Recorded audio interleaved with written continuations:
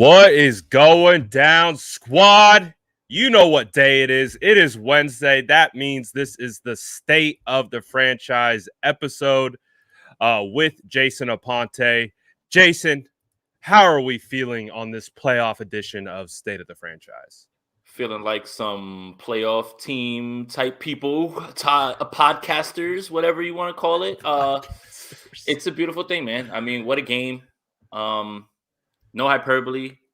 One of the best games ever as a 49er fan. And one that I will not forget for a long, long time. Man, we're going to be jumping all over the place. Obviously, we are hyper focused on the matchup from the Rams game that you just spoke about. We're also going to be previewing a little bit of the Cowboys game. Obviously, huge week this week. It's playoff football, baby. But let's start against the Rams. That last drive after Kyle Shanahan opted to punt. Mm-hmm. And, 3 timeouts left. It was looking a little sketchy. It was looking real bad there for a second. I believe per next gen stats, there was a 0.4% chance the 49ers could actually have a probability of winning that game, which would be the lowest ever in next gen stats statistics. What were you feeling just as a fan, as someone who enjoys the game? What was going through Jason Aponte's mind on that last drive of the game? A lot of stuff. Probably things that I can't say because they have a lot of explicit content in it. But I had done a really good job all game of keeping my emotions in check on Twitter, not in real life. In real life, I was sitting here by myself, like sweating, right? On Twitter, was keeping it, okay, all right, that's it. Just tweeting things like that, trying to keep myself in check. Not saying anything too overreactionary. And Justin, my boy, man, thank you, man. Justin coming through. But right then in that moment, it's like, okay, we might be looking at the last drive or the last time you see Jimmy Garoppolo, or you might be looking at one of the best comebacks, the best drives a lot of us have ever seen. And that damn Jimmy Garoppolo, man, he really knows how to make it interesting, huh? And that's the signature drive in his career, and that's the signature throw of his career. Was the one to Deebo on the where he shook Jalen Ramsey, got him to move just enough the other way, and threw a dart behind him past his fingertips, and Deebo Samuel does the rest. But a lot of anxiety, heart racing, mom spaghetti, all of that. But that's the best drive of Jimmy Garoppolo's 49ers career, the best throw of his career, in my opinion, man. And the stakes couldn't have been higher. Because I know we go back to the Seattle game, week 17, but the 49ers, even if they didn't win that game, were in the playoffs. But this game, it's win or go home. Absolutely. And now, if you don't win, then we start the complete offseason cycle of wasted season. Look what happened, this and that. Well, can't complain with the decision to start Jimmy Garoppolo in this game now. Can't complain with how he was used this season because the 49ers are playing games after week 18. Absolutely. Debbie is on point. It was a freaking game. It was an absolute roller coaster, she says, but the team and the faithful came through. Let's dive into that really quick. Rich says right here that last drive, Jimmy didn't throw a expletive pick. No, he did not. Thank goodness. It was getting a little sketchy there down the stretch.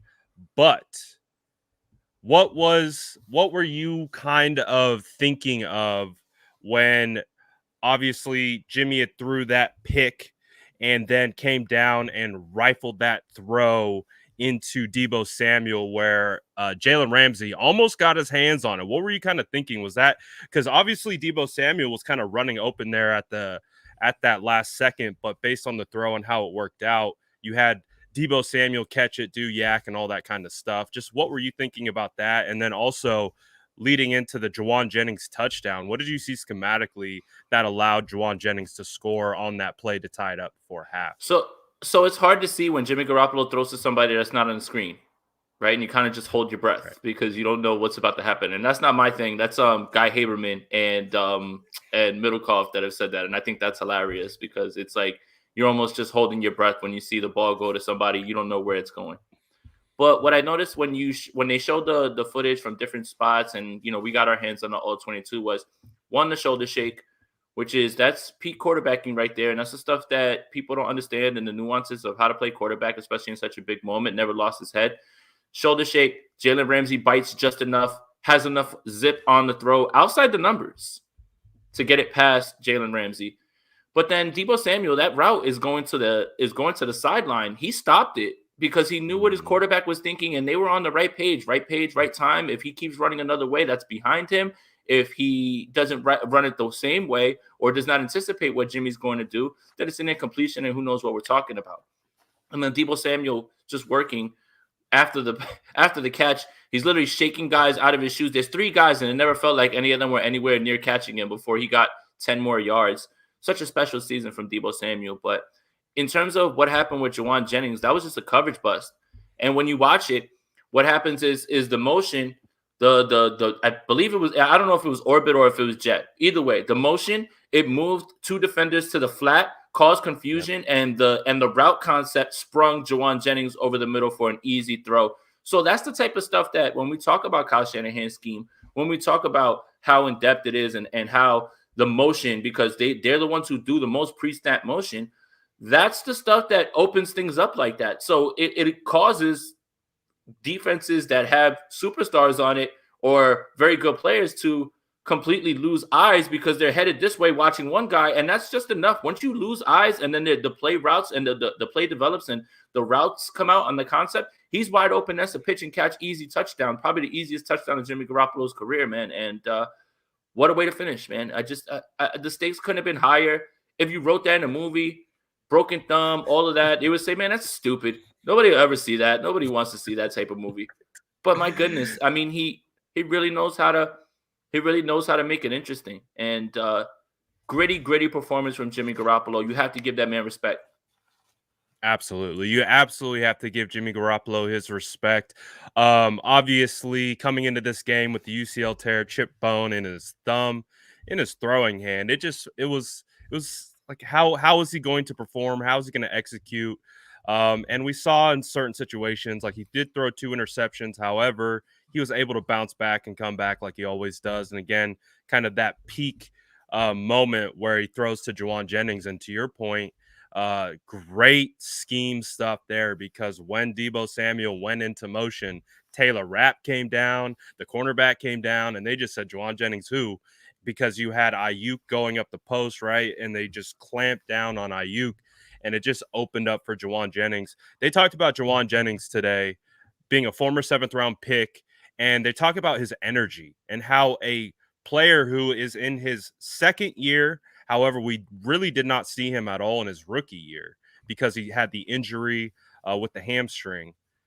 What they're all talking about Jauan Jennings as a guy who's already being like a leader from an energy standpoint, the way he blacks out and the way he just balls out. I mean, he had a bunch of big plays in that game, especially there down the stretch. I mean, 6 catches, 94 yards, 2 touchdowns, also caught that one from Deebo Samuel. What are you seeing in the maturation process of Jauan Jennings up until this point? That Kyle finally has his big slot that he's been craving, and he wanted to get it from many other places. And we talked about having someone who can at least duplicate what Kendrick Bourne was able to do in terms of 3rd down, red zone. And I'm not trying to all the way say that because it's only a handful of games, while Kendrick Bourne has a track record of doing it for much longer. But he's starting to fill that role admirably. And that's big, especially when everyone else is healthy. This 49ers team going into this game is going to be as healthy as they've been all season, or as healthy as they can be. Right. And he's just another piece at this point. Kendrick Bourne was that guy when, you need something at the sticks. He runs the right route. He's shorthanded. He brings it in. But now you're talking about having a guy who has this large catch radius, bigger guy, better in run blocking. The only comparison that kind of bothers me is that I've seen this floated around is, well, Jauan Jennings is what Jalen Hurd was supposed to be. Not really. and I'll explain for different reasons. Jalen Hurd was supposed to be moved around like a chess piece. Right. And again, utilized as Chase Claypool is. Jet sweeps. Exactly. Out of the backfield. Jauan Jennings isn't used like that. He's the big slot that they wanted Mohamed Sanu to be, and what Kyle's always been chasing. He tried to replicate it last year with Jordan Reed for a little while. So that comparison's off for me because Jalen Hurd was supposed to be moved around and cause mismatches. He would have filled in at big slot at times, but this whole narrative of, well, Jauan Jennings is what Jalen Hurd was supposed to be, I don't think their skill sets were the same, and I don't think the plan that the 49ers had for the both of them. And exactly, Shmurda, exactly. The way you see Deebo Samuel used is much closer to the way that Jalen Hurd was being used. Say less. He said it. I don't have to keep talking. So, yes, I agree. Jauan Jennings is more of kind of that Kendrick role, I feel like, kind of what you're talking about, that third down, have to be that third option potentially to convert first downs and or touchdowns. He's been doing a good job. On a scale of 1 to 10, Mike asks, how concerned are we about Trent Williams? I'll let you take this one first. Right now, too, when you hear what Kyle Shanahan said today about he's not going to practice today, but he's much better than he was Sunday, then you're starting to get yourself in the right direction. I forget the doctor's name on Twitter. He's great. He's a Bay Area doctor. He usually goes on 95.7 The Game, and he talks a lot. I'm mad that I don't know his name. I hope you guys can point it out. I know exactly who you're talking about. Yeah, though. He's great. He talked about today that the type of injury that Trent had would be a one-game thing, and it's all based on now swelling, now how it feels. There you go, perfect. There it is, Eric. Perfect, man. Narav Panaye, great, man, great at what he does. But he talked about Trent Williams' elbow, and it's going to come down to swelling and all of those things. And he doesn't foresee it to be a problem for him to go Sunday. He was pretty dead on with his analysis on Trent. He was a lot more worried than a lot of other people were. So yeah, I'm at 2 right now. I think you're muted. I would like for all of you guys to listen to Dr. Narav and not me. But if I had to give an honest opinion, I'm at like a 7. I'm still pretty concerned about Trent, especially with him not practicing today. Because if you go back and you watch Trent Williams interact with his teammates on the sideline in the locker room, he is barely moving that arm. And that concerns me because these football players, man, they're wired differently. They're wired to be able to play, move, do anything through injuries. I mean, I played football for a lot of years. I still move through my life. Like I'm injured, I just pretend like it doesn't exist. And to see a guy like Trent Williams really just be extremely ginger with that elbow. I've seen so many clips of Trent Williams interacting with guys. So I'm not going to lie. I'm concerned, but I'm also not a doctor. Don't listen to me. Listen to Dr. Narav. Don't listen to me. But if I did have to give my honest take, I am concerned, and I will not be not concerned until we get that limited participant in practice from Trent. But until then, we had a little bit of surprise pop up from that position. Obviously, Kyle Shanahan, when talking about Trent Williams, Don't you talk Kyle Williams in the playoffs. Don't you mention that name. Oh, bad slip there. Trent Williams, like they were talking about him having a chance of playing against the Rams, and we found out before the game it was going to be Colton McKivitz. What did you see from Colton McKivitz in the offensive line? Did you feel like they did an okay job against guys like Von Miller, Leonard Floyd, of course, Aaron Donald? How did you think the O-line held up with Colton McKivitz getting his first start in his career at left tackle? All things considered, I think they did fine. And I was super worried about McKivitz because I assumed it was just going to be Jalen Moore, who actually played pretty well at left tackle against the Colts in the one game that Trent wasn't there. So, we talked about his struggles at right tackle, but that's different. He's a natural left tackle, and he's shown that he can play, against a very good defensive front too. Against the Colts, he played pretty well. The only thing that we were really concerned is that he had a penalty or two, I believe, in that game. So you hear Colton McKivitz and you say, oh, man, this guy's never taken a snap really, right? Like at this position. Not at left tackle. No, but he held up. He held up. Brunskill does what Brunskill does, which we'll never be able to quantify it ever. There's just I don't understand. I'll never understand. At certain points, I didn't know if Aaron Donald was on the field or not. And credit Jimmy Garoppolo when there were guys in his face. Okay, one of those throws was an interception, but man, he laid some throws out there with guys in his face. Imagine having that thumb hurting the way that it was, guys bearing down on you and having free shots at you, and you still stood in there. But he got rocked by Aaron Donald and completed that pass to JaMychal Hasty over that while getting hit. Like he was getting hit and he was still letting the ball go and completed a pass. He stood in there and took a couple rips.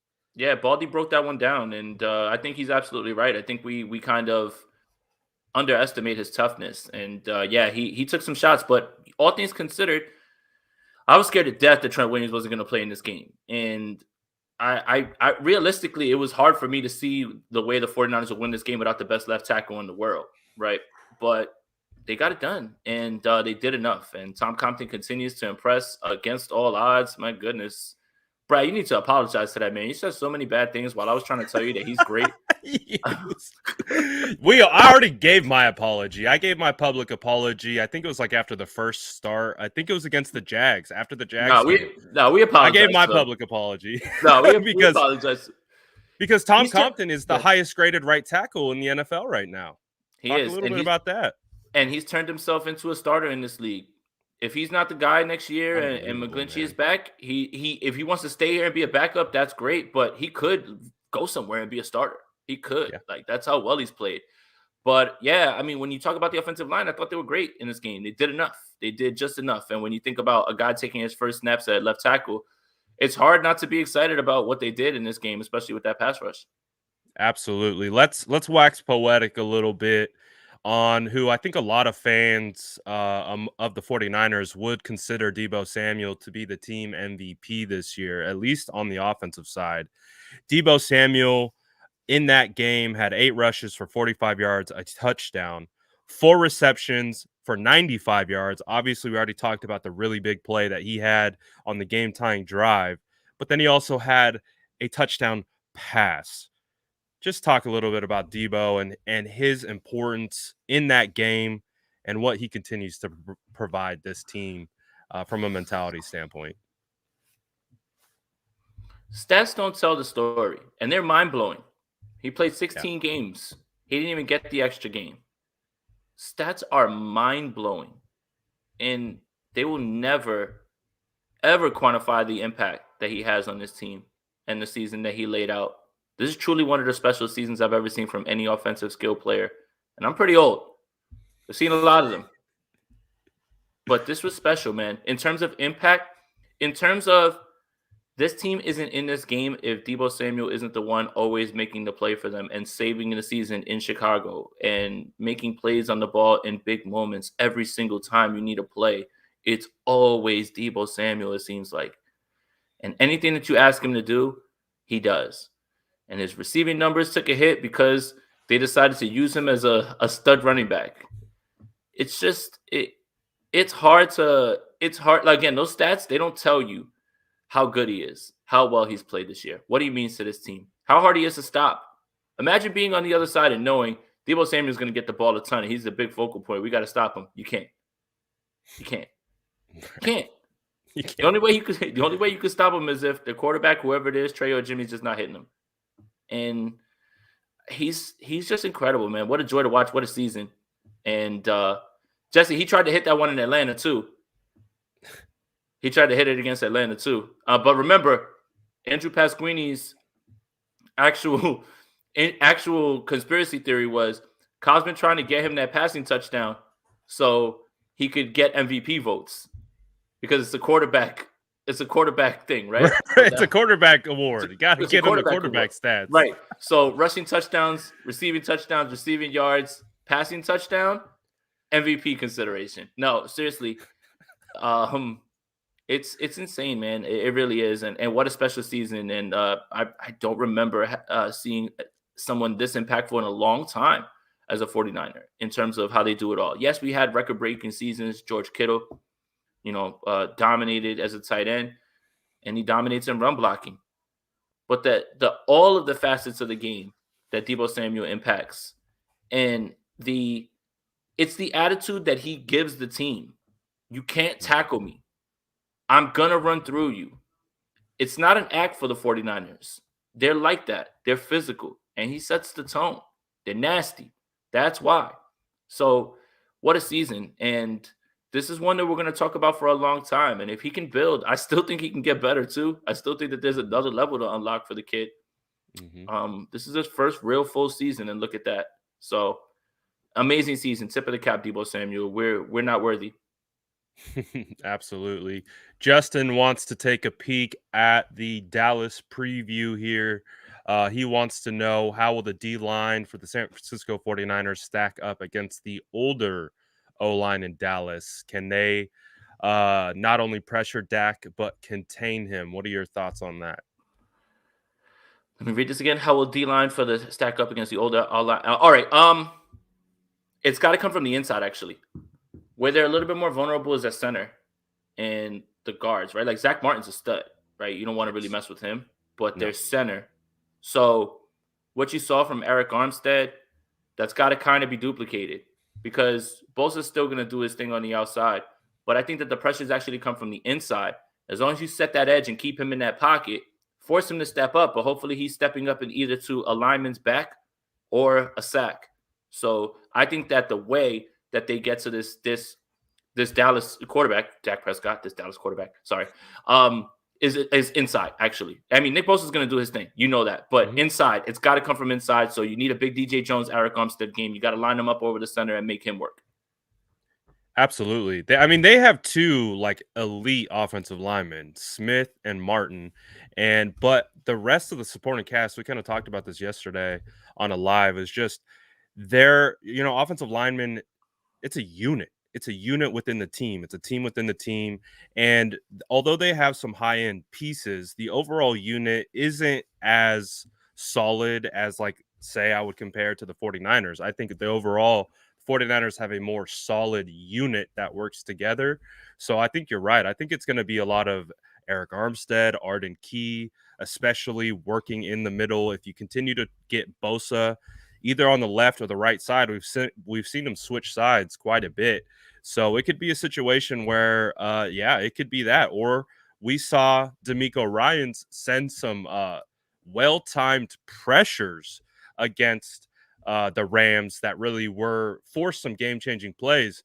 Do you think there's an opportunity for DeMeco Ryans to continue to scheme it up and, help generate some pressure against Dallas with more than just rushing the defensive line? Yeah, and he got better as the game went along. And again, kudos to DeMeco Ryans. Wasn't going well early on. 17-0. The offense couldn't sustain drives. They had to keep going out there, and the Rams were in their bag. Sean McVay thought the game was over. He was in the end zone celebrating already. Down 17-0, out in the end zone, having a party. Yeah, and that's how you know this game was on his mind. He wanted to win this game so badly. He was tired of it.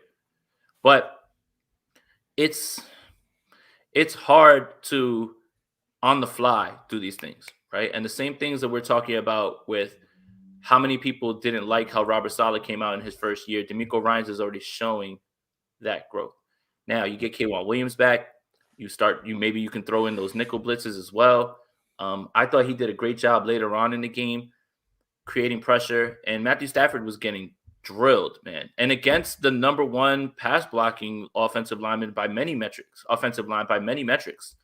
So, give DeMeco his credit, but this pass rush is heating up at the right time. And if the 49ers can come out in this next game and not start with 3 and outs or 2 and a turnover, and they're able to sustain their drives, then things become much easier on that defense. You keep those guys fresh. You keep those Bulls coming for Dak Prescott. And there's some stuff that NFL matchup and our old buddy Vic Fangio kind of dropped off that worked very well in that Denver game that the 49ers can use. And I highlighted it. Yeah, the Denver Broncos ran a bunch of man match out of their dime personnel, right?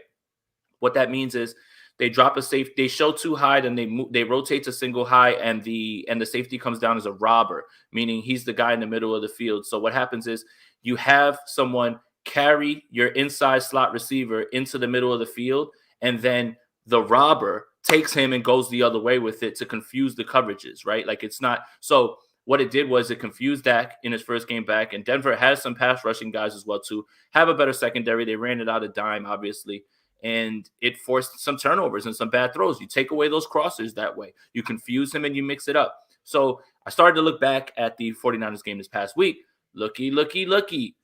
Third play of the game, first third down. It was a great catch by Odell Beckham. The 49ers didn't run it out of man, though. They dropped the robber in, and the route stopped. It didn't get carried. And if you watch it again, it's on my page. The robber stops in the middle, and the route was supposed to keep going. And what happens is he's supposed to pick him up and go. Greenlaw carried him to the middle, then boom, he picks him up and he goes, which is supposed to give you different routes, but better pitching catch from Odell Beckham. So maybe Vic Fangio left us some breadcrumbs on how to confuse Dak Prescott a little bit. Obviously, they have the personnel to run dime with 6 DBs because they have a very good secondary. But man match, is one thing, but they can run cover one robber. They can run it out of different looks. They can run it out of zones. So that's the type of stuff that you're going to need, because that was a game where the Cowboys largely struggled on offense. And that's not something you can run over and over. You just have to be able to mix that in. And that's on DeMeco Ryans.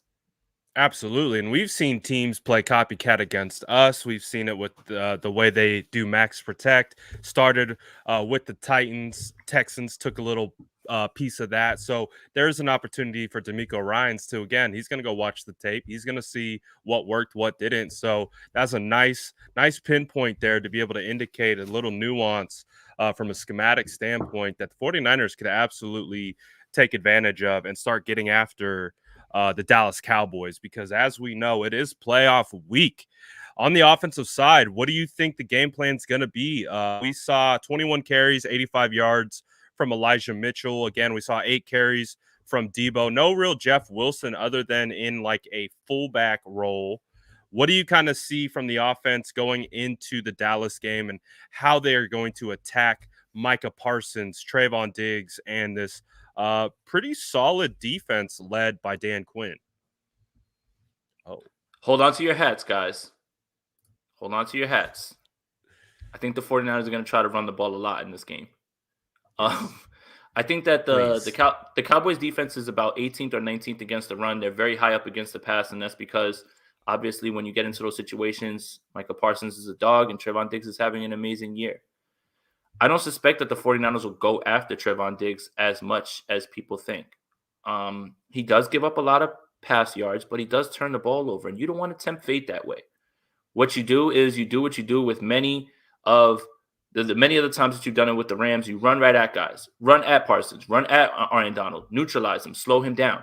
But that all has to be in accordance with how are you moving the ball through the air as well. You got to be able to convert on third down. Can't be in these third and long where Micah gets a chance to, pin his ears back and go. And then, Trayvon Diggs is just, he's out there, he's lurking, right? Like he takes a lot of chances. Sometimes he wins, sometimes he loses. But we always have had this discussion. People will put up with the yards that you give up as long as you're turning the ball over. And he does it at a great rate. And you don't really want to tempt fate to go with him. I think the real chess match is going to be this. Kyle Shanahan, Dan Quinn. Yes. I know you. You know me. Yes. Who is going to win? Because Kyle knows Raheem Morris. He's been on 3 different coaching staffs with him. Tampa Bay, Atlanta, and Washington. Knows him in and out. And knows what McVay wants to do, right? But now Raheem Morris was even Kyle's wide receiver coach in Washington. There you go. So 4. So they know each other very well. But this Dan Quinn, Kyle Shanahan thing is different. 2019, Atlanta had Julio Jones, kind of gave the 49ers fits. 49ers off of that Saints game, didn't have their best game. This is a better defense that Dan Quinn has now. Mm-hmm. And I'm going to shake it up a little bit. I think Dan Quinn is trying to shake the whole, it wasn't my fault we lost the Super Bowl thing. So that just adds another little bit of intrigue, but I am so excited to watch this chess match between Dan Quinn and Kyle Shanahan. Sure, Kyle knows Dan. Dan knows Kyle. Who is going to get the better of the other? And that's something that I'm really intrigued to watch, because I think that's the portion. It's less about matchups at this point for me, and it's more about who's going to get the drop on the other. And that's what I'm waiting for. So I saw right before we came on, Micah Parsons talking about how the 49ers play bully ball, right? There's a bully ball mentality to the 49ers offense. And Micah Parsons didn't take too kindly to that. And He said, what was he from Harrisburg, wherever he's from, I think in Pennsylvania. He says in that town, the bullies get bullied. All right, And whatever, so Zach Randolph. he wants to take that mentality and essentially said, we're going to bully the 49ers. What do you think about that? I mean, the rookie, we'll give him his credit. He has put together a phenomenal rookie campaign. But what are your thoughts on that? Is that some bulletin board material for the San Francisco 49ers? Absolutely not. Walk it like you talk it, bro. The 49ers don't act tough, and they don't act physical. Nobody needs to talk. The proof is in the pudding. The 49ers are physical. This isn't a one-week change. They're not going to change a thing for you, and they're not going to get more physical because you said that. Stop. I understand the confidence. Go for it, kid. I get you, Rook. Yep. Way to go, man. That's what you're supposed to say. What you supposed to say? No, we're scared. They're going to beat the brakes off us. No, I'm cool with it. That ain't shaking nothing over here, though. Nobody's worried about that. He definitely didn't have to say all that, though. I mean, that's fine. If they want to take it and get more mad, then don't poke the bear, bro. Again, the 49ers aren't just faking like they're physical. No. They like that. Yes, they do. This isn't the Rams. They like that. The Cowboys are closer to the Rams than the 49ers are in terms of being physical. So don't do it. Don't do it. I get the confidence, youngster. I get Don't it. Poke the bear. Don't poke the bear, man. Tell me a little bit about what you continue to see from Brandon Aiyuk, who led the 49ers in tied in receptions and overall led them in reception yards with 107 on the day. His back-to-back best days, right? The first day was 93 yards, Trey Lance, and now he went over 100 with Jimmy Garoppolo. This offense has weapons, man. I know that everybody looks at other teams and they say, man, they got this guy, and that's true. You know, like Amari Cooper, CeeDee Lamb, those are two, man. And they are. I don't mean this in a messed up way or anything like that, you know. But if Michael Gallup's there, my goodness, it's even worse because he's a baller too. He's really. They've got weapons. The Bucs have weapons. I would argue that I would rather have the duo of Brandon Aiyuk and Deebo Samuel as opposed to Devontae Adams and Alan Lazard or Marquez Valdez-Scantling, right? The only thing that they have is that they have one of the best throwers of the football in the world. That obviously, elevates them. But in terms of duos and pieces right now, these two are playing at a high level in big moments right now. And whatever the hell was going on earlier in the season with Kyle Shanahan and Brandon Aiyuk, it worked. And we could have been and we had someone survive the doghouse. It's amazing. Yeah, he got out the doghouse. Nice change of pace. Unbelievable. It worked. It worked. We had problems with the way he was being handled earlier. Wasn't really a part of the offense, but now they're all a part of the offense. The guy who's kind of lagging behind a little bit now is George Kittle. Just a little, But in terms of being able to pass block and all those things and run block, we get it. Like he contributes in different ways. But again, it's nice to fall back and say, okay, this game we're not going to really focus on getting George Kittle the ball because we need him to do other things. Let's just fall back and throw the ball to Brandon Aiyuk instead. Pretty nice fallback plan. But he's playing at the highest level that he has this season at the right time. And shout out to him, man, for surviving the doghouse. And shout out to you, Kyle. I'll stop questioning you, bro. You got it. Hey, we got one to work. I think it was the 49ers have drafted 18 wide receivers under Kyle Shanahan. Some crazy number, probably misquoting it. But we've seen a fair share of 49ers wide receiver go through the doghouse and not make it out the other side. So it's absolutely fantastic that Brandon Aiyuk he made it. He went through the fire and he made it out the other side.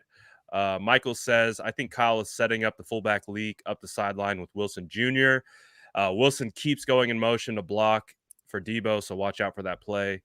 I think this is an amazingly fantastic observation because I was watching the tape last night and I was seeing the same thing because Kyle's done it now, I think 2 or 3 weeks in a row where he puts Jeff Wilson on the field, but he's not putting him as a running back. He's kind of outflanked outside the the right tackle or the left tackle, and they bring him in motion and they use him as a fullback, as a lead blocker, and then they'll bring a guard or they'll bring someone else on the other side of him. And then typically in those formations, Deebo Samuel's in the backfield. So I was thinking this exact same thing last night. I'm like, it just feels interesting that they keep telegraphing this play. When you see it, and you see Jeff Wilson in, they're running that same play. It doesn't matter to which side, that's what they're doing. So, do you think there could be an opportunity where this is a long game type situation where Kyle's kind of setting up a wrinkle to show something on tape from a consistent standpoint for multiple weeks and then hit a counter off it in like the most optimal time needed? He does that, and he's done that. And when he was doing it at the highest peak, it was in 2019, where he ran the throwback to, well, first he ran the same similar formation in the play where Deebo comes and he took the jet sweep handoff and he ran through against the Panthers, and he didn't exactly hit the outside tackle. He kind of ran in between the tackles, but then they put that on film. And then in the Saints game, the Saints recognized it. They ran it. And guess what? The wrinkle was you flipped it to Sanders and Sanders tossed it to Mostert. So it definitely could be now you see it, now you don't. Here, I've been setting this up all week, 2 weeks, because I know I'm going to need it down the line. Here it is. So that's absolutely a fair way to look at it, because he's done that, played mind games many times where he'll show you a formation, show you something, and show it to you like 2 and 3 times. And you start to think you got to stop. And then boom, he's like, okay, got you, fooled you. But that's when Kyle's all the way in the back. I'm particularly, what I would like is, can this be the game that we get Kyle use check that leak throw, man? Please, can this be it? Like they Make up for that Titans game, right? Or the Eagles game, or the Rams game, the Eagles game from 2020, or the Rams game from 2020. Like help this man out, man. I feel like he hasn't been hit with leak since the 29th. Well, it was drive stalk or whatever on the or it was rail against Seattle, but I feel like he hasn't been hit with a pass like that in so long. So, I mean, yes, Kyle has a history of doing that, putting things on film, showing you one formation, pulling the rabbit out of the hat. Now you see me, now you don't. So who knows? That's a good observation, Michael. Absolutely. Great observation. Let's switch gears a little bit to the defensive side. Emmanuel Moseley. We've missed that man. It was really nice not seeing Josh Norman on the field. What did you see from Emmanuel Moseley in his return, obviously coming away with that big-time interception over the shoulder? Man, he's back. And I hate to say it, but he stole an interception from Tart too. Like they stole it from someone. Like Tart was coming in to take it. I don't know who had the first right to refusal, but they were both going for it. They both wanted it, but yeah, Emmanuel Moseley being back at the right time. He's played at such a high level. It was such a nice thing to see. And first game back, didn't really see anything. Gave up the one catch to Odell Beckham, I think, on that third down that I was talking about, where they ran the robber over the middle. But Cooper Kupp wasn't really killing him like that. Like, and he never really had to get matched up on him, right? Like. Mm-hmm. Ambry Thomas got hit by Tyler Higbee to put it up 17-0. Just a beautiful throw. Not really much you can do there. Jimmy Ward got hit on that corner post to Cooper Kupp. That was a beautiful throw. Not really too much you can do there. He probably could have turned his head a little bit earlier, but hey, he was in perfect position. Not really much you can do. And then Cooper Kupp was kind of largely baking on Dante Johnson when he was on him on the slot, because they were just leaving him one-on-one. And I know that a lot of people are just going to say, oh, well, Dante Johnson. Yeah, look, the best cornerbacks in the world were getting cooked by him as well, too. So, I mean, I know it lends to your jokes, but it just they tried it out earlier on to see how it was going to work, and it didn't work. So they kind of got away from it a little bit more. Like, you even saw Dante Johnson at safety after Tart left the game as well, too. It shows how versatile, shows how much they trust him in a pinch, right? So Moseley being back, Ambry Thomas obviously closes the game out, keeping Josh Norman off the field. And there was never a time where you felt like either of these guys have to come off the field for him or anything like that. Kind of makes you feel good, just because they're going into a game where they're really going to have to keep playing like that, because they have two really good wide receivers that they'll be up against as well. So good news all around. Again, this team is getting healthy, and they're going to need everyone in the secondary to slow down this high-paced offense. Absolutely. And a great transition, too, into Ambry Thomas. Just tell me about what you've seen from him this year. Obviously, you have a unique perspective watching him in training camp up until now, and then how he's peaking right at a perfect time, like you talked about. The 49ers defense is going to be facing a pretty vaunted offense that features the likes of CeeDee Lamb and Amari Cooper, two of the most efficient and effective route runners in the NFL. What do you see from Ambry Thomas, and how do you see that transitioning towards the game against the Cowboys? A lot of growth. And Admittedly, I wasn't as high on Ambry Thomas. Things that I had seen, but I had never once said that he can't get better. He just had an uphill battle to climb. And that's the thing. Brad, sometimes rookies get better with reps. And it Really? always felt like, yeah. And it almost Interesting. felt like he was one play away because he was always in position. And you saw it game after game. First game, okay, not so good. Next game, better. Next game, better. Next game, better. You're stacking good games now. And now that interception puts you in a position where, okay, I belong. I'm confident, right? Because there was times where he was in the right spot to play the ball, just didn't have the confident hands to go up and get it and rip it out. But now your confidence is at a all-time high at this point, and it couldn't have happened at a better time because you're going to need that. You're going to need that to don't play, don't think, just play and move. And he's going to start to get to that spot the more that he continues to play well. It's been very fun to see his growth, and I mean, some Cowboy fans on Twitter think that the best way to beat the 49ers is going to be to throw at Josh Norman. That's a bold strategy to throw at a guy who doesn't play. So I mean, they're thinking outside the box for sure. But Ambry Thomas has put that idea on the back burner. We're not going to see much of Josh Norman unless something bad happens. You're muted. I'm pretty happy about that. Not gonna lie, it's one of Yeah. my greater developments of the year, and I'm really happy to see Ambry Thomas really stepping into that role and filling it out really well. But on that defensive side, you know, the Dallas Cowboys offense have some pretty good runners with Zeke and Pollard. Mm-hmm. Um, with Dre Greenlaw coming back, Kyle Shanahan talked about Dre Greenlaw. Like I don't know if I've heard Kyle Shanahan speak about a player like almost in the way that he spoke about Dre Greenlaw today, talking about he looked like Mike Tyson out there. And if I was a fan, I'd be wearing a Dre Greenlaw jersey. Like, what did you think about all that? And how do you see the linebackers with Dre Greenlaw, Fred Warner, the potential to get Azeez Al-Shaair back going up against pretty solid runners with the Dallas Cowboys? Yeah, Greenlaw was playing like his hair was on fire, and I feel like he had an opportunity that he saw in front of him, but he's got to slow down a little bit. The personal fouls, chill out, right? Like I understand the passion, but play with controlled aggression.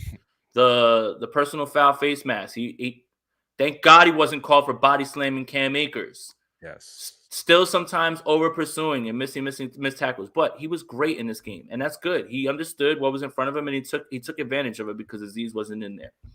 The point of Azeez and him and Fred being on the field, and if they are able to play as well as they have these last few weeks, and getting Azeez back is huge because his run defense has been top one the last few weeks, and they haven't been giving anything up to anybody, is you're going to need them to keep the safeties high and back and be able to bracket just in case. Maybe things don't go so well for Ambry Thomas. Maybe you got to mix in some cover two. Maybe you got to bracket a little bit more if CeeDee Lamb is starting the ball out. But you can't do that if you're dropping guys into the box because the run is effectively beating them. Now you're at a spot where you can stay in base and still have two highs and still not worry about being gashed. It creates this flexibility for this defense that is a luxury that a lot of teams don't have. The Rams do that, but the Rams do that because they're stubborn and they don't care. They're just like, we don't care. Just run the ball on us or throw it in front of us. We're just not going to let anything up over our head, and then we'll have enough points on offense to eventually beat you. Yeah, look how that worked out. But if you're able to snuff the run out while you have two high safeties and take care of your rookie cornerback, because Mosley doesn't seem like he needs that much help. Even though Thomas is playing very well, you never know how games are going to go. And Amari Cooper runs amazing routes, and obviously we know about CeeDee Lamb. So it's impeccable that it's imperative that they're able to stop the run while keeping those guys up there so they can stay flexible, show different looks, and never get pigeonholed into one look for the entire game. Absolutely. My man's a spitting right now. Jamal says Ambry Thomas got to be getting work in the practice field in the red zone. Expect Dallas to look for him in the red zone. Example, the fade to Higbee. Would you agree? Would that be something that you are going to be having your eye on, something you're going to be watching? Obviously, we talked about the wide receivers. CeeDee Lamb, he's one of my favorites in the league. Obviously, Amari Cooper. And you got Dalton Schultz at tight end, who's actually been performing admirably, and Cedric Wilson, former Boise State boy. What do you think that Ambry in the red zone is going to be something that they're gonna have to key on and make sure that he's not getting beat over the top in those situations? Absolutely, because if you're the Dallas Cowboys, no matter all of those good things that I said about Ambry Thomas, you're looking at two matchups. You look over there, you see Emmanuel Mosley. You look over there, and you see a rookie from Michigan. Who are you going to throw at? Yep. And that's no disrespect to Ambry Thomas. It's just the lesser of two evils. And Emmanuel Mosley went through the same thing when he had Richard Sherman on the other side. That's why Richard Sherman exactly, was never targeted, because they just went after Emmanuel Mosley the entire time. exactly. It's not Dallas disrespecting. It's smart, right? Yeah. Like in the same way that when you look over Trayvon Diggs or that guy, yeah, that guy, we'll throw at him. You know, We're we're gonna not go gonna the other one. we're probably not gonna try that guy. You know, and that's where it's at. So I expect Ambry Thomas to get a lot of work this week, and they're gonna test him to see where he's at, and they're gonna see if that confidence carries over. So yeah, Jamal, this is a great example right here. And that fade again, just a good throw. You know, a little bit out of position, but he'll learn, and hopefully, they're working on that, and they saw that because you can bet your ass if the Rams saw it, then Dallas saw it, and they've got a guy who catches red zone passes. Dalton Schultz has been really good this year. Yeah, absolutely. Dalton has absolutely grown into his role. A Stanford kid from out here in the Bay Area, former third-round pick. So I actually don't mind seeing him thrive. He just can't thrive against the San Francisco 49ers. Um, talk to me about Dak Prescott. Like let's do a little segment on Dak Prescott. What you see from him? What is your evaluation of Dak Prescott?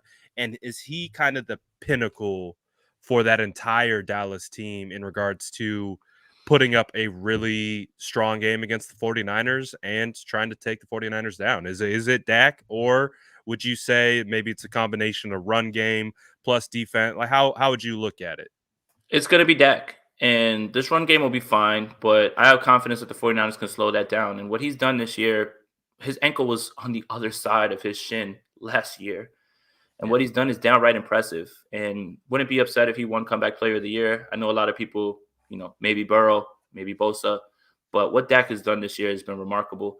There's been ways to slow him down, which is why I looked at the Denver game and other times where teams have been able to scheme things up and kind of get him out of his sorts. But when he's on, he's on. And, it's going to be a tall task just because he's so good pre-snap, post-snap, really good at both of those things. I think that's what is lost on people with Dak and his arm, right? Like people are just like, oh, wait, doesn't have really a great arm. Really? I don't know, man. I've seen him rip some throws. Yeah. So yeah, I think it's going to fall on Dak, and it's going to come down to how do the 49ers contain that? And what are they doing? Are they getting pressure? Are they forcing Dak into quicker decisions than he wants to get into? But Dak's been great. And, throw out the opponents. Obviously, they beat up on the Eagles backups. And the week before, they beat up on Washington, who was more – they were more concerned with being physical with each other on the sideline than they were to being physical with the Dallas Cowboys. But at the same time, they're rolling in the right direction with that offense. So, yes, it's going to fall on Dak, and it's going to come down to how do the 49ers slow him down and what can they do with the pass rush.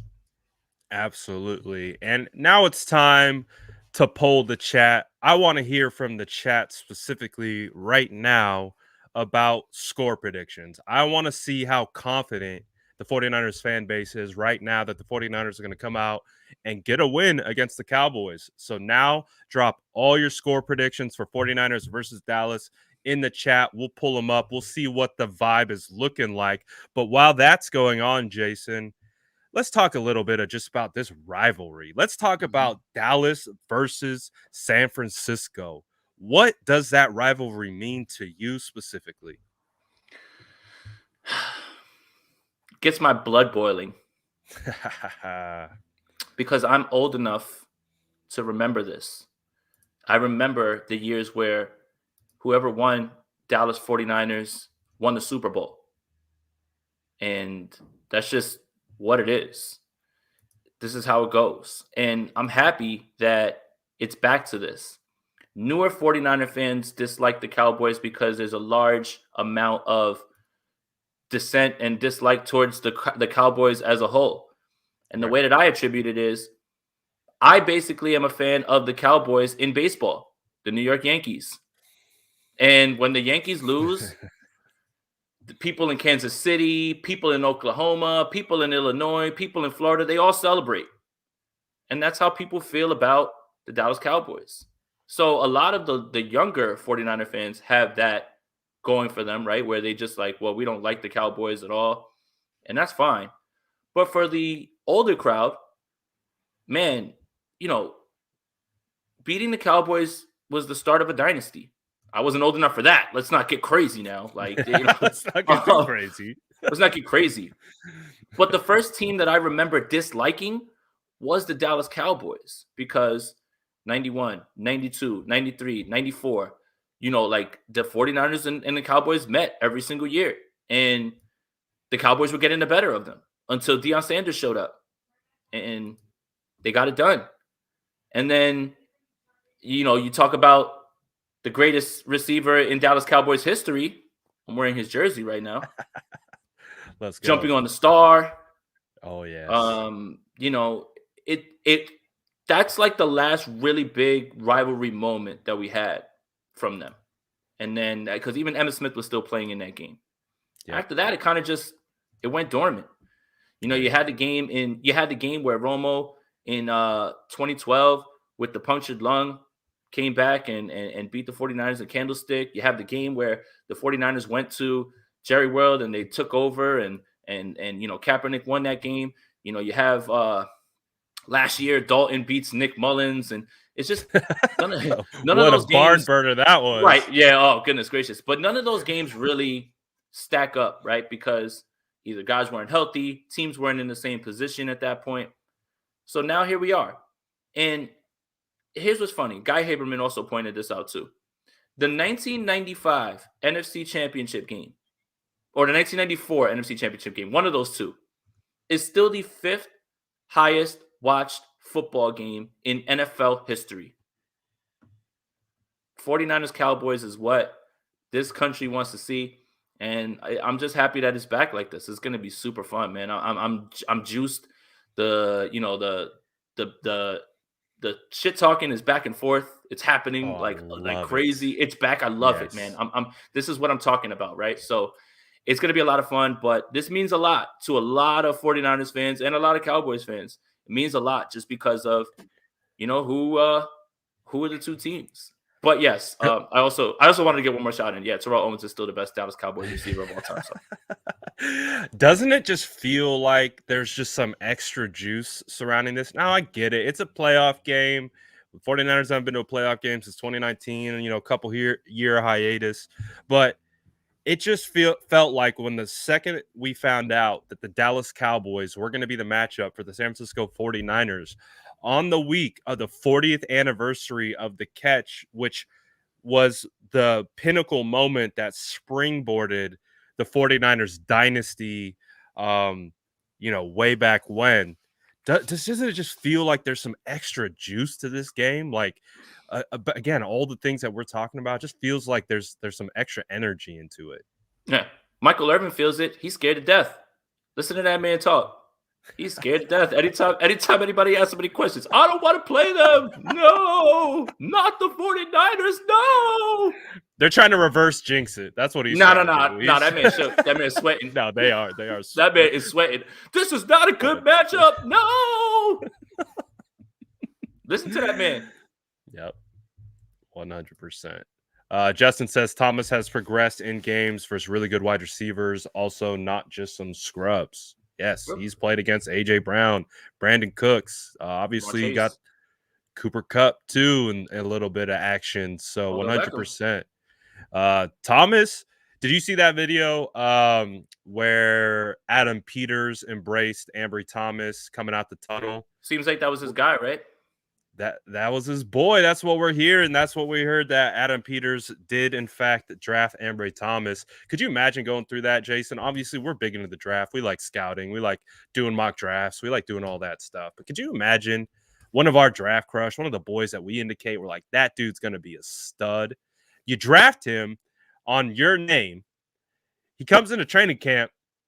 He's not very good. In fact, he's really bad. like oh my gosh, like we can't even get him on the field. We have to get Josh Norman on the roster. We got to start Dante Johnson over this guy. And then to see that progression for Adam Peters to make the game sealing play in that moment, just like what did you think about that, man?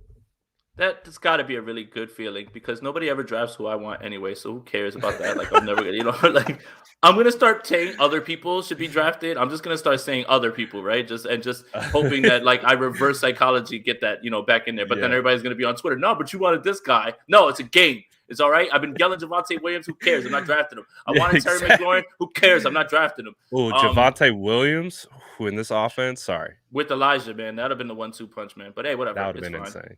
Shout out to Elijah Mitchell. What a season as well, too. Almost 1,000 yards, missed 6 games. Incredible season, man. Unbelievable. But yeah, that's got to be a great feeling for Adam Peters. And again, we talk about it and we joke about it. Our son, our prince, our boys are growing up. Yep. Like when we talk about that, and I'm sure when we get down to Mobile and we get to dig in at the Senior Bowl, which I can't wait for, Brad. I'm super juiced about that. Also, we get to talk to Coach Robert Saleh. We get to meet Dan Campbell. So the Senior Bowl is going to be super lit this year, man. I'm super excited now. Like last year was something, but this year it's going up to 10. Because now we really get a chance to talk to, I'm definitely going to ask Coach a 49ers question. Ooh. Yeah, I definitely am. I like that. And then we're gonna get it. We're gonna get it going. You got to craft up a good one so I can just plaster it all over my platform. Right. Like, no, I'm gonna get a good one in. Like, Dan Campbell. I want to observe Dan Campbell. I want to learn about his coaching methods and everything because I feel like we gave him a lot of grief when he starts talking about biting kneecaps and everything. But what if under there is a good coach, man? Because like the way he gets that team to fight, yeah. So I'm so interested in getting into that. Maybe that's why I was so gutted about Brian Flores being fired because I'm just like, that was a shocker. I'm just like, dude, I watched this man at the Senior Bowl, and you guys ever seen Goodfellas? Paulie might have moved slow. But that's because Paulie never had to move for anybody. And that's like Brian Flores. Like he walks around as like a menace. Like and statue just like stoically looking at practice. Like he's not saying anything. He's not yelling or anything like that. Like when we were covering the Zoom, they were like, any questions for Flores? I was like, I'm not putting my damn hand up. I don't want to ask him anything. He's gonna rip my face off through the screen. But no, I mean, it's got to be a good feeling for Adam Peters. If that's your guy, you put your staple on him, and then to see him come up in the biggest moment and the biggest game of the season, I can't imagine that feeling. And it's got to be a great feeling for Adam Peters. Absolutely, and we're close. We're getting close to that part of the year where we flip the page to draft season, and that's one of Jason and I's favorite seasons. As you know, we're talking about going to the Senior Bowl. We're doing all that. So Justin says, just want Brad to check out George Karlaftis, destroyed the name, edge with speed in the draft, every down 4-3 guy. Off topic, sorry guys, no worries. I wrote it down on this post-it. My guy Justin hit me with the Kyle Hamilton last a couple days ago. He hit me with a safety too. Yep, so we're gonna put that on the dang post-it, and I will take a look at that because I came away liking the first prospect he threw my way. So he's hitting 1,000 right now, so we like that. Shout out to your DraftKings lineup too, bro. Let's go. Let's get it. As we get back here on track, talking about just what this week is, what it means, how fun is it right now to be talking about playoff football rather than recapping potentially one of the wildest years we've ever experienced as 49er fans and now two people who cover the team? Probably should have ended this way, should have gotten here this way, right? Like it couldn't have gotten here more chaotically, right?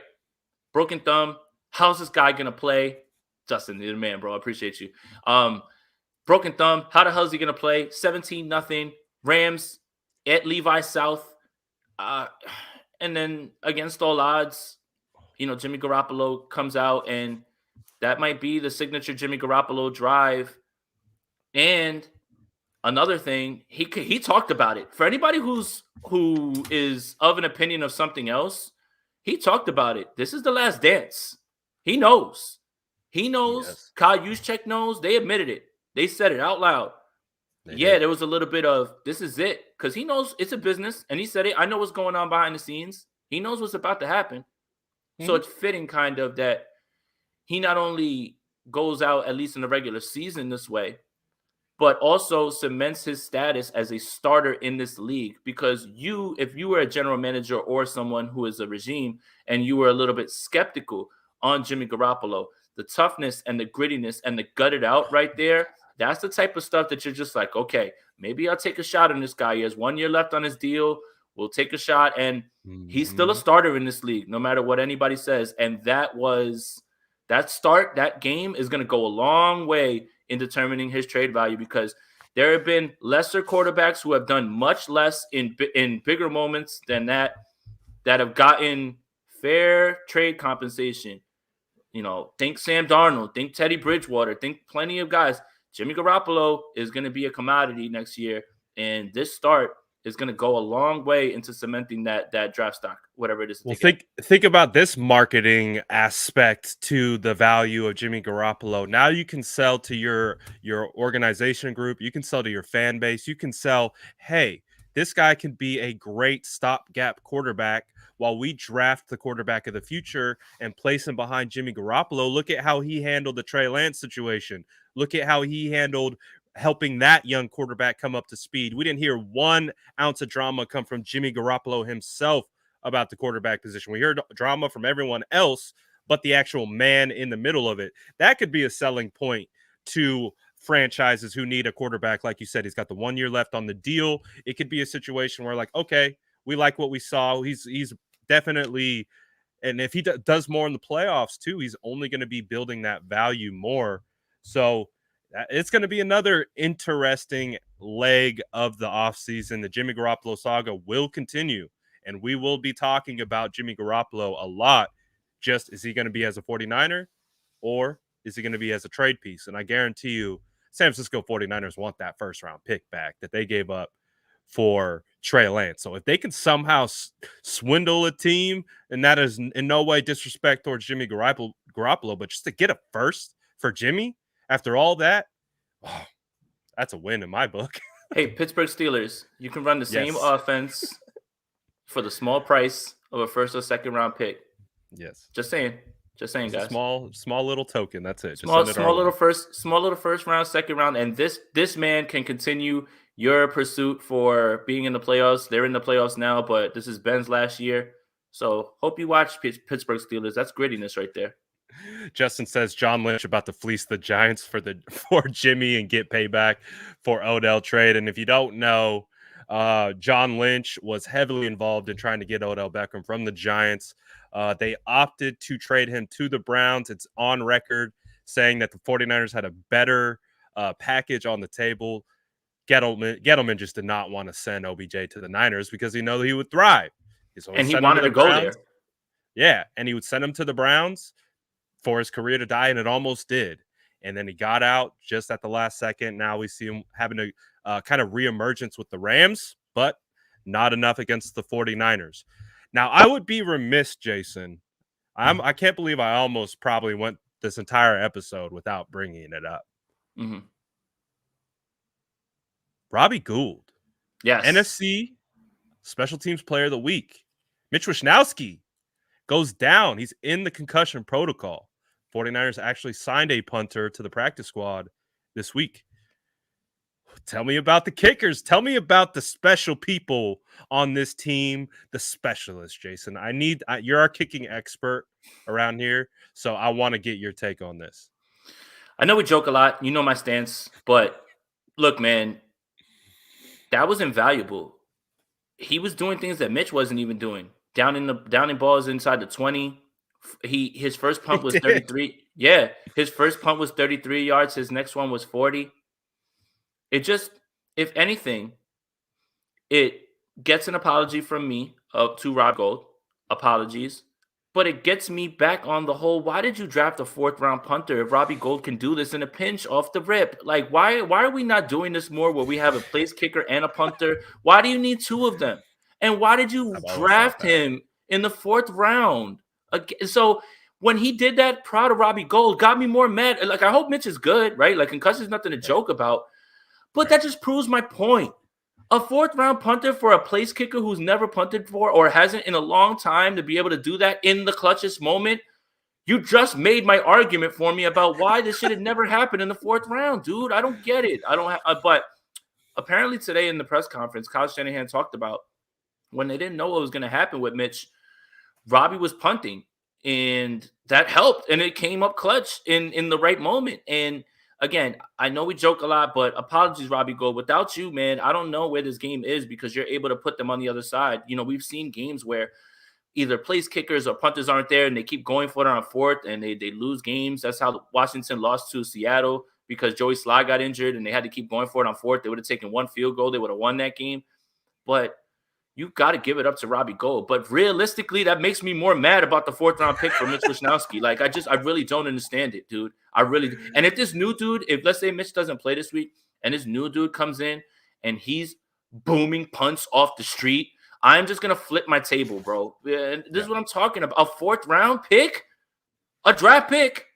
Why? But shout out to you, Robbie Gould. You absolutely deserve it, man. And that's, I think, his 2nd of the year, special teams player of the week. Yes. And I kind of agree with you. I've always thought that same thing. Now I get it. They have, enough players. They can have specific positions. And I know there's a lot of intricacies that come along with being a specialist that, I might not prop up and elevate. But I agree. Like, why can't kickers punt the ball too? Like, that's just like, what's the difference? Like, literally, we've been to training camp, and like the specialists sit in the corner of the field, and it's 3 of them. It's Tabor Pepper, it's Mitch Wishnowsky, and it's Robbie Gould, and they just kick the entire practice, and that's all they do. It's like, well, why couldn't one guy do that? But that's a conversation that we can have another day. Shout out to Tabor, great snaps, and also shout out Kyle Juszczyk for being able to hold in a pinch. Is there anything that this man can't do at this point? No, I love it too, and I love Hightower talking about it today at the podium and how he brought up that Kyle Juszczyk has been practicing holding. Breaking news? Yes, sir. Drop it. You got it first. Let's go. Trent Williams to play Sunday. 49ers starting left tackle says he intends to play versus Cowboys even though he didn't practice today. I told you, Brad. Let's go. Hey, thank you. Thank you for walking me back. I told you. Don't listen to me. I'm just nervous. That is huge. What is that going to mean for the 49ers? Obviously going into a must-win game with a pretty stout defensive line. You got DeMarcus Lawrence over there on the edge. You have some good I think Gregory's still over there. You got some pretty big pieces. What does that mean, obviously, to get Trent Williams back in the mix? The best in the world. You don't got to worry about your blind side, Garoppolo. And Godspeed to the man that's going to get locked up and thrown in jail this weekend that's going to keep going up against him. So let's go, my boy. I knew that he was going to be back this week. There was no way. I mean, obviously something had to be really wrong for him to miss this game. But again, Doc talked about it on Twitter that it was a one-game thing. And I don't know, man. I saw him vibing on that IG Live with everybody, singing along and rapping to that Kodak, So I kind of had a feeling like I was like he gonna be back, man. And here we go. That's it. I mean, again, the 49ers are walking into this game as healthy as they've been all season, or as healthy as they can be. You're looking at Tart, Ward, Mosley, Thomas. You're looking at Trent. You're looking at Compton and Alex Mack and Brunskill and Lincoln. Elijah Mitchell, Jimmy's obviously healthier. Kittle, Deebo, Aiyuk, Bosa, Armstead, DJ Jones, Samson Ebukam, Aziz, Greenlaw, and Fred Warner. It's all coming together at the right time. And most of the time when teams go on runs, it's for 2 things. You're playing your best football at the right time and you become the healthiest. And those 2 things might be colliding at the right time for the 49ers at the right time. Isn't it crazy that like a team that we associate so much with injury, and especially this year, again, first game of the year, we lost Jason Verrett and Mostert. 2 of the, like, when we looked at the beginning of that year, we looked at those 2 players as being key contributors to the success of the 49ers getting into the playoffs. Well, now it's here. 49ers are in the playoffs. What is it? Like, obviously, it means a ton, but the fact that they're healthy right now, do you think that does something from a mentality standpoint, too, heading into this game? Hell yeah. I mean, they already felt like whenever the 49ers play their football, they're going to be a difficult team to beat, no matter who's the opponent. But now you have the best in the world coming back. As long as you continue to execute, don't shoot yourself in the foot, no penalties, limit the turnovers, and play your game, then the 49ers have a shot to beat anybody on any day. Came seconds away from beating the Packers, even though they didn't have their best game to start. That's a team that's in the playoffs. So right now, getting all things clicking, getting everybody back, yeah, I mean, it's a big confidence boost. So, if I'm Jimmy Garoppolo and I'm worried about my thumb and my blind side, well, I worry less now. Trent Williams is there. There's going to be a man thrown in jail this week, whoever it is. And they better rotate people unless they want somebody who's just going to be erased all game. But Trent doesn't give it up ever. Ever. You never hear his name called, and you never hear somebody constantly beating him. You might get 1 or 2 pressures, but you're getting thrown into the cell, bro. So it's big. Yep. And so this is from Ed Werner from ESPN himself. He says, I spoke to Niners left tackle Trent Williams, who missed practice in last week's game against the Rams with an elbow injury. He made it clear he intends to play Sunday against the Cowboys, believing a brace and adrenaline will offset any remaining issues with the elbow. Can we get some W's in the freaking chat? Drop all the damn W's in the chat right now. I want to see it lit with W's because, Jason, you know me. Trent Williams is my GOAT. That is my boy. So I couldn't be more excited about this. I'm so happy. Like I told you, I was nervous. I was scared. Like, I watched those videos and I saw something else. I was like, oh, my God. 7. I need this man. And let's go. We got some Cowboy fans watching the live in the chat. We see you, family. We see you. But I'm so excited about this, man. That is huge news. Man, it just feels like things are headed in the right direction here for the San Francisco 49ers and all that energy. Well, if you had to give a score prediction, Jason, what would it be? Right now, 49ers 31, Cowboys 21. I just think that they're going to do enough to control the clock, not turn the ball over, not put Jimmy in a bad spot. Obviously, pass protection is going to be great now in this game. No real issues on the left side, anything like that. Tom Compton continues to play it the way that he does. Elijah Mitchell's able to run the ball, and they're able to get what they get from Deebo Samuel. I don't see any reason why they shouldn't be able to put up that many points, especially because what they want to do is what the Dallas Cowboys struggle with, which is run the ball. Absolutely. So I like that. I like that score prediction. I think that's pretty in the realm of possibility of what it could be. I kind of feel like it's going to be a close game. It just based on the Rams game and how everything goes. I imagine it could be another close game that comes down to the leg of Robbie Gould yet again. Hopefully Robbie doesn't get hurt because clearly we need him at least. Right. All that good stuff. Don Burr says, Brad, this is for you. Jason, bang, bang.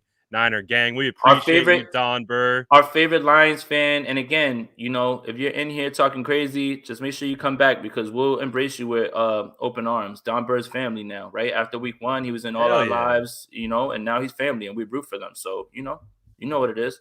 I love it, man. Don Burr was in our lives all offseason talking about that week 1 game, about how Detroit Lions versus everyone. And here we are at the end of the year. The boy's still around. We see you, Don Burr. We appreciate you. Man, I'm beside myself. I'm so happy by that news because literally I was very concerned. I did not know what the outcome was going to be. So I'm really, really excited about that. Anything that we haven't touched on, Jason, that you wanted to hit before maybe we break away here? No, just Elijah Mitchell was great in this game. And man, just reflecting on this game, when you look at stakes, when you look at what was in play, this is one that I'm going to remember for a long time against all odds. And we'll have a discussion again. If you had to rank this game, yeah, see, would this be a top 5 game for you? Yeah, for sure. And I have the unpopular opinion that this was a bigger game, or one that I'll remember a little bit more than the Week 17 game against Seattle. And again, here's why. Ooh. Here's why. Look, I get it. The 49ers needed to have that game so they could be home, buy all of that stuff. The Seattle stuff, we hate them because they largely own us. I get it. But this was win or go home. And they were down 17-0. In that Seattle game, they were holding on to a lead and trying to stop something that happened over and over and over again. Now, in this game, you were asking Jimmy Garoppolo to do something with a banged up thumb, and how that game went that not many people foresaw. And a lot of people were calling for him to be benched. A lot of people were already firing up their fire car. You made the wrong decision, all of those things. Oh, dude, there were spaces popping up before the game was over about, oh, you messed up. Oh, I had to just put my phone away, dude, and just watch the game, man. That was it. Like, y'all never been here before, have you? It's really showing. It's showing. It's funny, the parallels between these last 2 weeks, right? Texans game, offense is kind of not really clicking. They get 3 going into the half. Boom, the offense gets rolling. Rams game, offense isn't really clicking. Obviously, they're down a lot more. Boom, offense gets rolling after they get 3.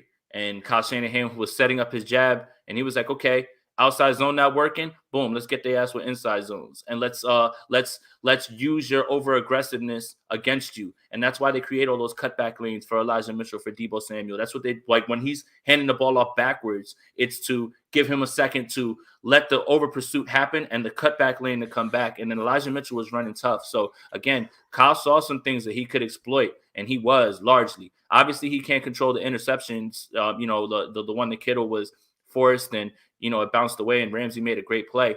But largely, he picks apart, he sets up the jab, and then he hits you with the haymaker. So, I mean, this game was incredible. It had it all. I'm just not ready to watch it just yet. But my Apple Watch told me 5 times, your heart rate is over 120 BPM and you're not active. Technology, bro. And I was just like, shut up, watch. Down. I was just like, shut up, watch. I was like, I'm trying to watch the game, man.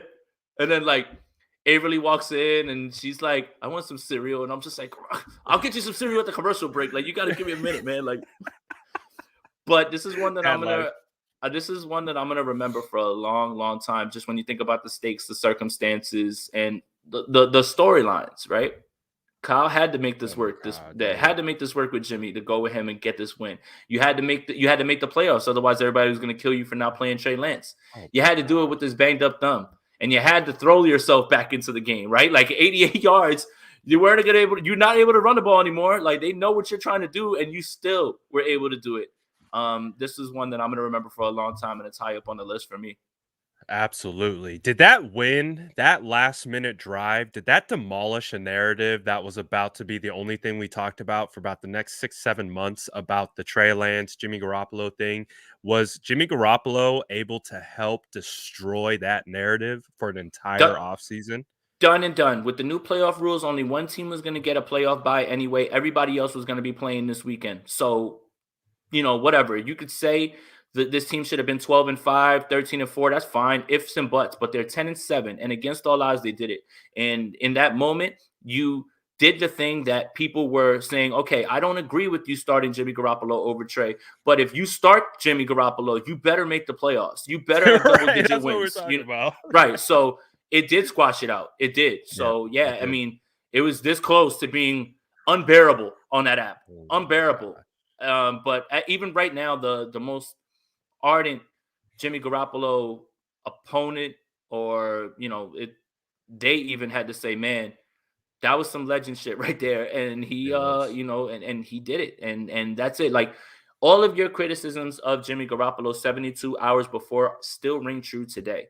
But if you can't find yourself clear right now of giving him credit, then you are too far on the other side of being objective, and that's the problem. Right. So all of those things you said before are still true. That doesn't wipe them away. Right. Right. He is who he is. Right. But the grittiness, the toughness, the clutch factor, when you needed to have it in that moment at the highest stakes, you have to be able to give that man credit. And you can still say all those other things and still mean the credit that he deserves when you give it to him. we got some of those no love lost in the comments right now, but was that kind of experience between the 49ers driving down the field there, kind of in that last drive. And then you see the sail throw to Kittle into triple coverage. And then he makes that Ramsey makes that crazy bobbling interception. And then Jimmy comes back and leads the game tying drive and then ultimately wins the game in overtime. Is that Jimmy Garoppolo like in a nutshell? Had to make it interesting. Never a dull moment. Never a dull moment. I mean, even the most faithful 49er fan had to feel like, okay, I think that's too much for them to overcome now at this point. It was nuts. I didn't have any hope. I'm gonna I've seen some people talk about it. Like, if you've been a 49er fan for a while, you kind of your heart is hardened a little bit. You kind of have this like nothing PTSD could hurt me. Scars, and you're just kind of like sitting there waiting, like, oh, a win is possible, but I'm preparing my emotions now for an epic loss. And that's kind of what it was going through it. But, obviously they came out on top. Cap speaking says the spicy sourdough dynamic duo. Don't know if this was brought up already, but did y'all catch Michael Irvin on the Rich Eisen show? Cowboys shook. Jason spoke on it a little bit earlier, but I didn't see it, Jason. I'm not just there either. Look at it right after this. What was he saying? I don't like this matchup. Anybody but the 49ers? No, man. Why? That man's scared. He got I'm not looking at the comments because, I'm just going to let everybody else duke it out in the comments or whatever. Like, I'm good. We're here to talk football. We're here to talk whatever we're here to talk about. But even the strongest Cowboy fan, deep in their heart of hearts, damn it, anybody but this team. We don't match up well with this team. And Michael Irvin echoed that almost on every radio hit that he was on. I think he did KNBR, similar sentiments. Same thing with Rich Eisen. Rich Eisen in their group was saying, this is the team nobody wants to play. And yeah, Michael Irvin, he y'all can puff your chest out all you want. You know in your heart a little bit. You're like, I don't want this. I don't want this. I don't want this. They don't want this smoke. They're trying to puff their chests out on Twitter. I see some fans. Oh, we want all this smoke. Like, you do not want this smoke. I mean, you do. Your team doesn't. Yo, no, they do not. Not at all. Not even close. Brittany Brown says, 2 best in the biz. Appreciate that, Brittany. Mild Oponte, how's your daughter doing? Great. Gave her a big hug after the game. And she said, Daddy, why are you so sweaty?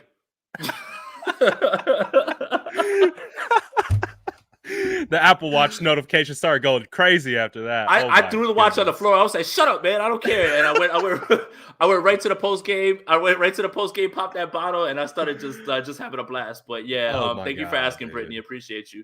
Absolutely. She says, Brad, SDS for life. Did it seem like Jimmy has more zip? Which I'll speak to, but I want to hear Jason first. Cowboys D. Looks like they over pursue. What do you think about that? So the throw to Ramsey was, the shoulder shake got it, but you had to have zip to get it by him, and you barely did. I don't know where the hell that came from, whether that's adrenaline or those painkillers they shot him up with. But I mean, he did throw the ball down the field in this game. And here's the thing. Cowboys defense looks like they over pursued. Kyle Shanahan's great at doing 2 things. If you're over aggressive, I'm going to use it against you. If you're not aggressive enough, I'm going to use it against you one way or another. If you're not pursuing well enough, we're going to beat you to the hole. If you're over pursuing, then we got the cutbacks, and he's going to find a way to get that done. I implore anybody out there who wants to understand. Somebody who's smarter than me wrote an article about how the 49ers got back in the game and how they attacked the Rams on Football Outsiders with film clips showing that when they went from outside zone and they went back to inside zone and they were able to use their handoffs in creative ways, they were creating the cutback lanes and they were beating the Rams to the spot. So that's the thing is Kyle Shanahan will jab you until he sees it. And when he sees it and he's able to attack it, that's when you start to see the run game click a lot more because it seemed like the Rams were all up against trying to stop the run. But what Kyle did was, okay, they didn't gash them last time they played. They ran a bunch of inside runs, right? Elijah Mitchell, 27 for 91, wasn't exactly tearing it up. But he said, okay, you probably think I'm going back to that. We're going to go outside zone this time. But the Rams were ready for outside zone. So he said, all right, we're cool with that. Let's go right back to inside. And Elijah Mitchell was just – it seemed like every time somebody was in the backfield, had a hand on him, he still wound up getting 3 and 4 yards at a time. And I couldn't believe it. Like, he was running so hard. What a season from him. I'm so happy with his development. I mean, I think you and I and like Jordan, Splash Cousin, and we've been quick to point out that Elijah Mitchell is still a developing back. He's still when he showed up on the scene, he was producing, but you could still see he was leaving a lot of yards out on the field. The last 2 games from Elijah Mitchell and how he's running, I was so happy watching the film last night. I talk about it with Raheem Mostert all the time. What makes Raheem Mostert so special is he has this ability to throttle down behind the line of scrimmage to watch his blocks get set up and then punches into gear and bursts through the hole and uses that speed behind him, and then the power comes along with it. I love that from Mostert, and it was something that I really wanted to see from Elijah, and I saw it. I saw him take a step. He did a little chop down to basically drop it into neutral, allowed the hole to open, and he hit it. And I was like, oh my gosh, like this is It's what I've been happening. wanting like the whole year, and he's doing it, and he's done it 2 weeks in a row consistently. Like you're saying, it feels like the dude is impossible to get down on first contact. Like he is just going to plow his way through, and it really is a lot of fun to watch. It's something that I've been pretty excited about. But also too, one of the things you were talking about when they're trying to do this outside zone, mid zone game, it's like they hit the outside and they showing you they want to hit the outside, but then they have the wrinkles where it's like it looks like a pitch. They're actually doing a pitch motion, and it's almost a counter back inside. Like it's so good. That's why I talk about Mike McDaniel a lot. Like a lot of people like to crap on him for his press conferences, but that is a smart man, and that's his baby. That's his stuff right there. Absolutely love to see it. Shout out to Bobby Turner too, and some bozo on here Yes. wanted Javonte Williams. Some Whoever the hell that was should just shut up. Hell, and stop even talking Michael football. Carter too. Michael Carter was your boy, dude. I love Michael Carter, man. Dude, it's funny, the two guys who led missed tackle percentages in PFF, Michael Carter, Javonte Williams. Wild how that stuff works, huh? Wild how that stuff work. And we saw Michael Carter up close at the Senior Bowl. Senior Bowl. And he proved to us that stature was not an issue at all. Not at all. You love to see it. So we can't wait to see more of that. Justin says getting Panthers Niners 2019 vibes. We want all the smoke. Remember? Oh yes, McCoy in the huddle. Mm-hmm. We want all the smoke. Cowboys legend, Gerald McCoy. Yeah. Oh yes, I'm loving it. Let's get to that point of the show. It's Cowboys week, boy. What you talking about? It's Cowboys week. We're just hyped now at this point. What about? We all are now. We're done with the analysis. Analysis is it. We're We're done with it. Now let's get back to it. Yeah, dude. Oh my goodness. So what's the vibe, Jason? What are you thinking? What are you feeling right now as we get to this point in the year? Obviously, this is the we made it a season doing state of the franchise episodes, Jason. We started around week 7. I mean, we talk about it all the time. The 49ers have won a lot of games since we started this. I don't know. Might be onto something. But I'm excited for a lot more state of the franchise episodes, especially this year, right? Yeah. We got to keep that going. Yeah. I mean, I'm not done. I think we ain't done yet. Yes. And I don't want to stop. So, I mean, one way or another, you know how it's going to go. But, we got a lot of football to still talk about. Excited to cover a playoff team for the first time since we started doing this. This is a lot of fun. Yes. We were just 1 year late. We were just 1 year late to the party. Yep. 1 year late. Like we would have started the year before. We'd probably be out of here right now. Oh, dude, we subs will be through the roof right now if we started in 2019.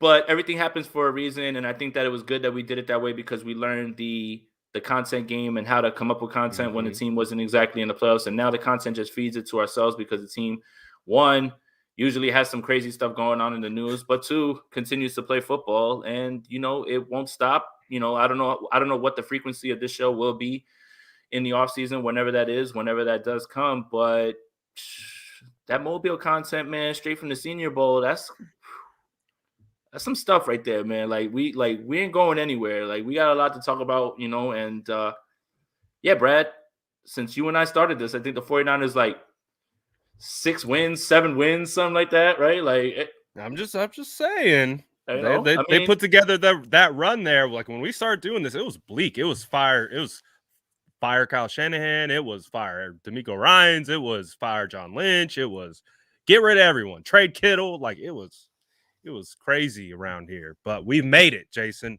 We made it. The 49ers are a playoff team. We can officially say that with our whole ass chest. The 49ers are a freaking playoff team. Unbelievable. Absolutely love it. Cap Speaking says, Jason with the TO jersey. The spice is in full effect. He ready. Oh, yes. All I've been doing all week is pulling out the 90s stuff.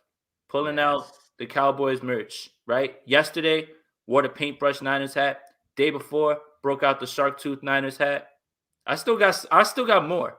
Because I'm like that with the old fan stuff. Like, I still got more. We got 2 more days worth of stuff, 3 more days, because I'm probably just going to do Saturday too. Like, this is no time to stop at any point. But, yeah, I thought I would come on and wear the second greatest receiver in the history of the game and the first greatest Dallas Cowboys receiver of all time. You know, Michael Irvin.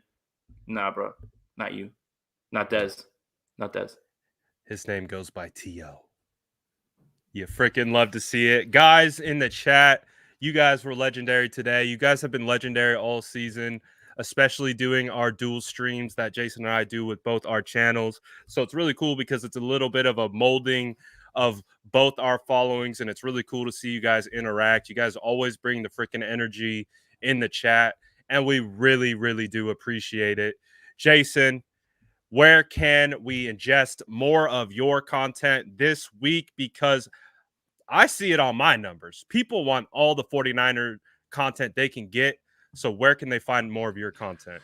Yeah, right here on the bottom, Jason Aponte 2103 on Twitter and Jason Aponte on YouTube. So this week we're trying to line up something really special for Sprint Right Option. But tomorrow, you can catch me on every single favorite 49ers show, Grant Cohn's show. I can't wait to hear what this man is going to try to throw at me about this game. And I'm probably going to have to tell him to chill out because there's no way you can really slander the man that I'm sure you're probably going to slander on this show. But love doing that with the homie. And then Friday, Sprint Right Option. And then Saturday, we'll probably do something like we'll just take questions from you guys maybe on the channel and just, and just see how it goes. But, when the content's right there for you, you can't take your foot off the gas pedal. And this is an exciting time for all of us, especially after that win and going into such a high stakes game with the hated rival.